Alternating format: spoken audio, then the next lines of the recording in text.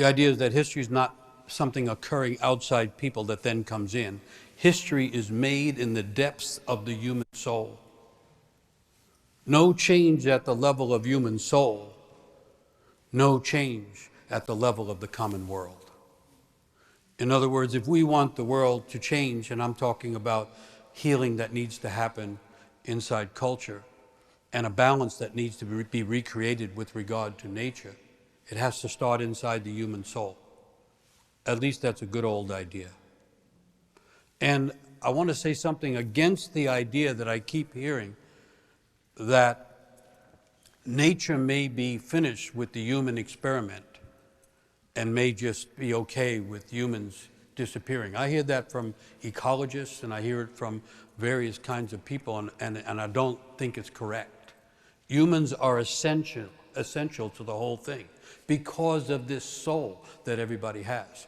Humans are part of the connective tissue that make things meaningful in a way. There's a lot of old myths where what happens is until humans come into the world, there isn't full consciousness and there isn't gratitude. In the Mayan myth of creation, humans are required for two things: to witness creation ongoing. They call it ongoing creation, right? Creation isn't just back there somewhere.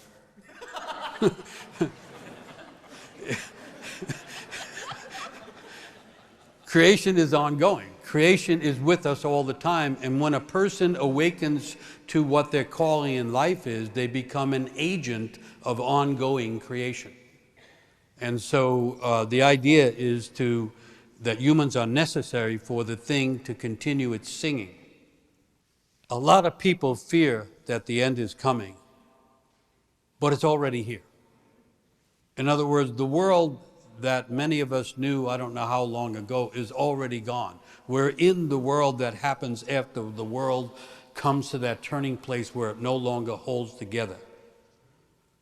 The center, as Yeats said almost 80 years ago, the center does not hold and things fall apart. I'm not trying to make anybody feel bad. It's just kind of what's happening.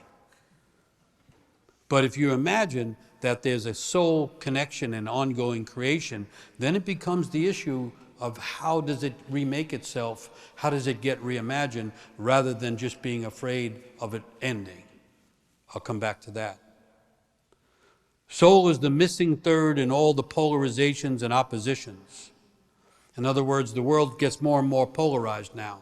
If you take American politics, pick a subject, put it on the table, and they divide instantly, and they completely divide, won't listen to the other side, think the other side is crazy and bad, no matter what the subject is. You get what I'm saying? That's like a lot of polarization. That happens when there's nothing holding it together. If you had soulful connections, you could have different points of view and be talking about it and working on it together. What's missing is the soul that connects things. Soul is what connects spirit and matter, the mind and the heart, and the time bound with the eternal. And the old idea is everyone's soul is unique, and each unique soul is secretly threaded to the soul of the world. Humans are not separate from nature. Human nature is threaded to great nature. And in this time that we live, the background for everything that's happening is the unraveling of culture and the rattling of nature. Very unusual that both would happen at the same period.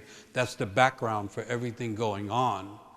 And I think it's important to realize that we're not like alone. We're secretly threaded to the soul of the world. That's the background idea. The great challenges of being alive now, and then the great opportunity to reconnect to the living soul of the world.